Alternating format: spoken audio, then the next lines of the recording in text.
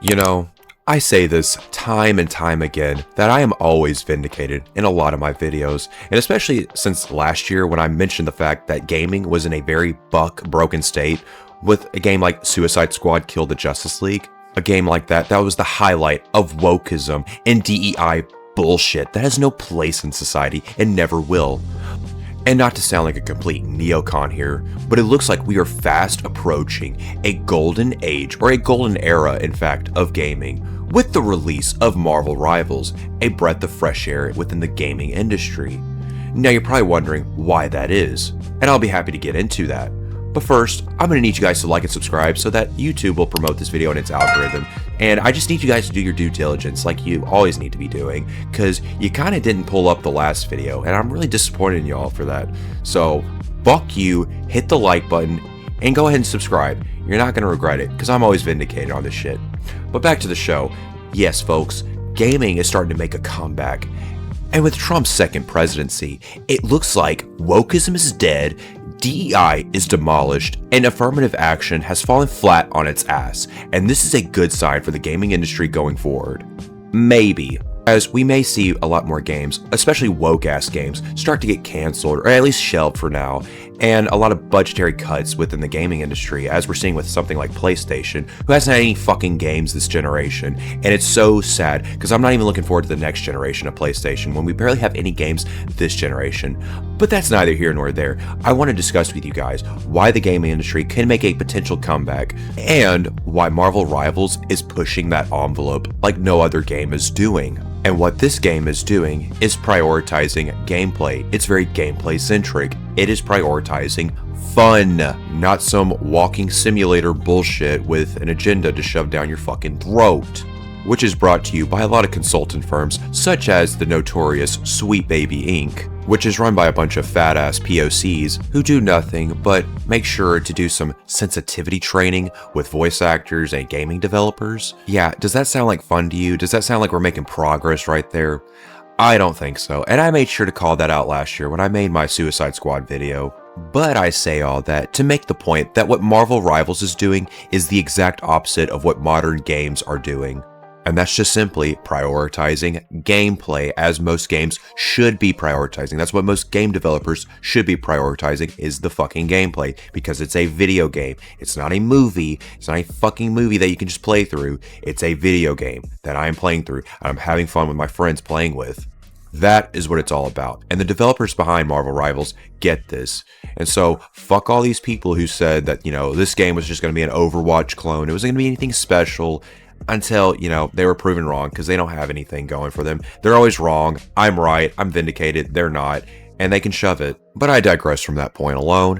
But what Marvel Rivals is doing that is what I would consider a game changer is not only the fact that they're focusing on gameplay alone, but the material that they're working with, the Marvel universe, is something that they seem to love very much and actually have a lot of care and passion for, which is something you don't see a lot of developers doing these days when they have something, as precious as the Marvel universe or any other comic book entity altogether. Not only by the game design alone, but look at the artwork altogether. Look at the character designs. Look at the care that has gone into, designing these characters. The comic accuracy, to a certain degree, because a lot of you have honestly fallen for the gooning bait, which you shouldn't. Stop gooning. It's not worth it. Don't fall for the temptation. And yes, I'm not only just talking to you gooners out there, but I'm talking to myself as well, okay? But all jokes aside, I think this game is going to last, let's say 10 plus years, so let's say similar to something like Fortnite or any live service game that, has a solid fan base. And I think this game already has a solid fan base. It's kind of defied expectations, because I think, a lot of people expected this to play like a mobile game when it was first announced. I was kind of one of those people, but then I saw some gameplay. I'm like, okay, this looks like an Overwatch clone. But then, when the game released, I was proven wrong about that. It plays way better than Overwatch, because Overwatch can go fuck itself. I'm sick of that shit. And Overwatch barely has any content.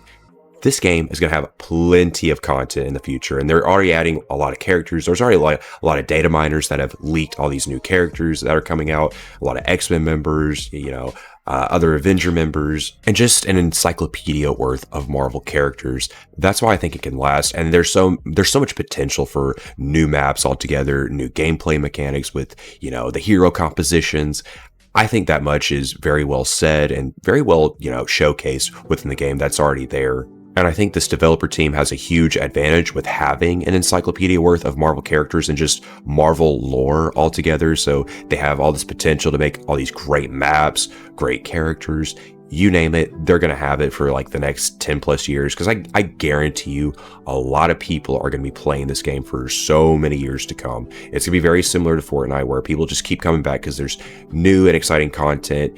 They're trying to find ways to reinvent the wheel and actually just keep you engaged, because that's what most video game developers should be doing, and not this other bullshit that we're seeing in modern day gaming. And something that this game is doing that, games like Fortnite and other, free to play games are doing is offering awesome cosmetics, and this just goes to show you that, like, if you give people an incentive to play, then yeah, they're going to find a reason to drop some cash on a game like this, especially a free to play game. And with Rivals, there's so much, awesome cosmetics they can add to the game. They're already adding Spider-Man, from the PlayStation games to the game itself, like I think very soon to, coincide with the launch for Spider-Man 2 on the PC. And there's so much more that they can add with, upcoming movies to, kind of have that corporate synergy going on, because they're going to add a lot of MCU skins to this game. But I'm hoping they'll add, a lot of skins from past Marvel movies, perhaps outside of the MCU, like with the Fox Marvel movies.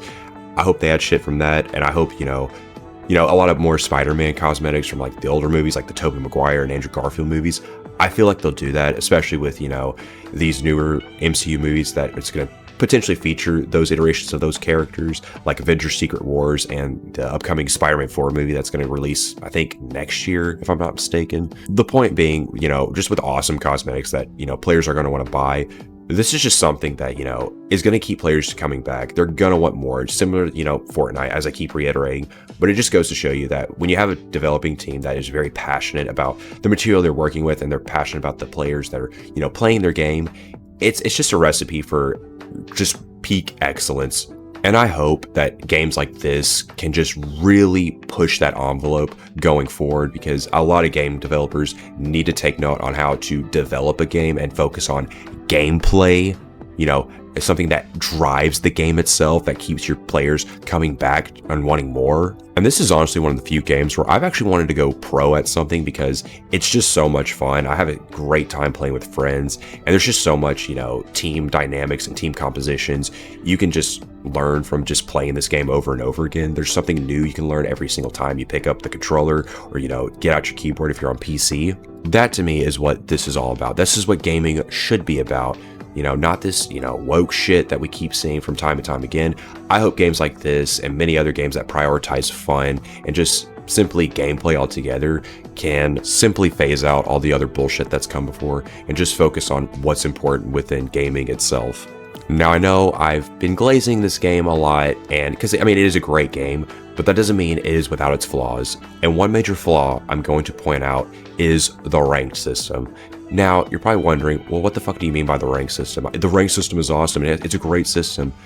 Yeah, kind of, but the problem is that the way it cues you with like shitty teams that don't know what the fuck they're doing is a major problem. And I don't like getting punished for having a shitty teammate that doesn't want to fucking play the game or properly know how to play the game. Instead of treating it like it's a deathmatch, just play the fucking objective, okay? Play the fucking objective. It's not team deathmatch. There's a mode for that you can go play, okay? That's made for kids, all right? Go play that shit. The real men, the real boys that are into fucking video games altogether and want the video game industry to thrive are playing ranked. They're playing competitive.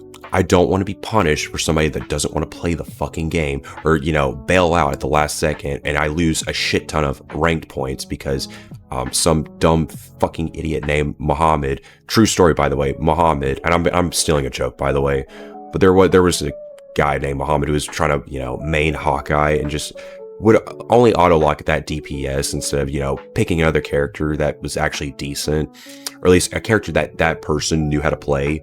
Yeah, people like that annoy the fuck out of me. And there's plenty of other examples like that, where I had some inbred playing Doctor Strange who just kept blaming the healers for, us losing the game because he doesn't understand that the opposing DPS on the other team, is fucking up our healers, and our DPS on our team is not doing their job like they're supposed to.